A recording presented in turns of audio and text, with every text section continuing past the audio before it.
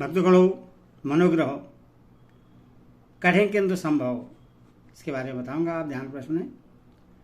मन और उसका निग्रह एक ऐसा विषय है जिसमें हम सभी व्यक्तिगत रूप से बड़ी गहरी दिलचस्पी रखते हैं, क्योंकि हमारे मन ही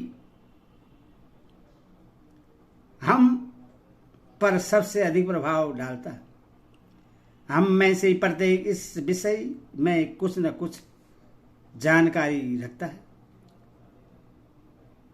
हम सभी अपने मन को बस में लाने का प्रयत्न करते हैं, तथा हमें इस संबंध में और अधिक जान लेना चाहिए तथा अधिक अच्छा प्रयत्न करना चाहिए। क्या इस विषय में कोई हमारी सहायता कर सकता है? हाँ, जिन्होंने अपने मन को पूरी तरह बस में कर लिया है वे हमें सहायता दे सकते हैं। ऐसे लोगों से हम जो सीख सकते हैं उसी को यहाँ पर एक सरल साधना प्रणाली के रूप में हम प्रस्तुत करेंगे। मनोनिग्रह एक बहुत मजेदार भीतरी खेल है। यह तुम्हारी मनोवृत्ति, यदि तुम्हारी मनोवृत्ति खिलाड़ी की है तो हारने की संभावना के बावजूद तुम इस खेल का भरपूर मजा ले सकोगे। यह खेल हमसे पर्याप्त मात्रा में कौशल, सत्कर्ता, विनोद प्रियता, सहृदयता, रण चातुर्य, धीरज और कुछ अंशों में शौर्य की अपेक्षा रखता है, जो सैकड़ों असफलताओं के बावजूद हमें टूटने से बचाता है।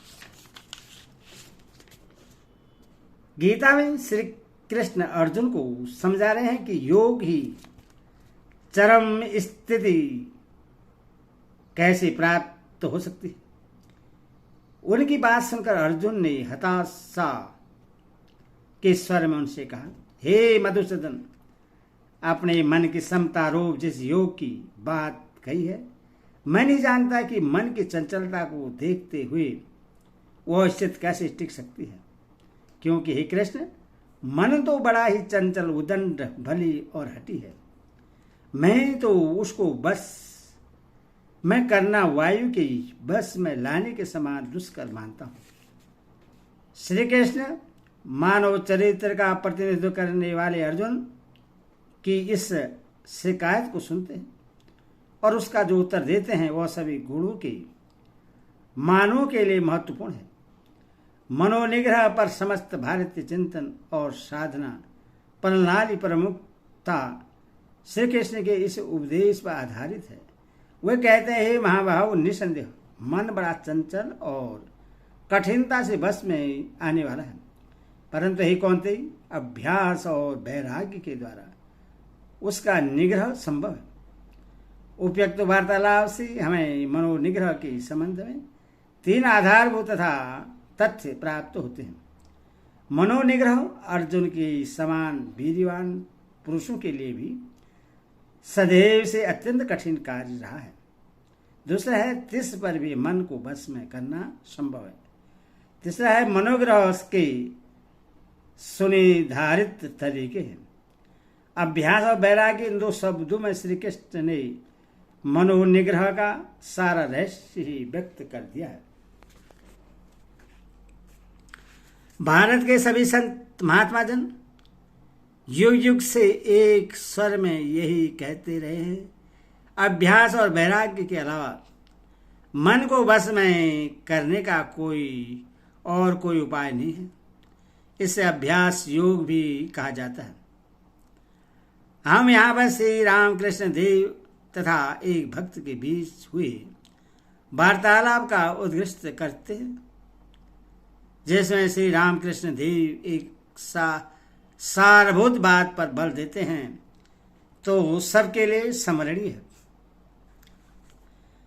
श्री रामकृष्ण कुछ उद्दीपना हो रही है, यह देखकर चुप्पी न साध जाना, बढ़ जाओ।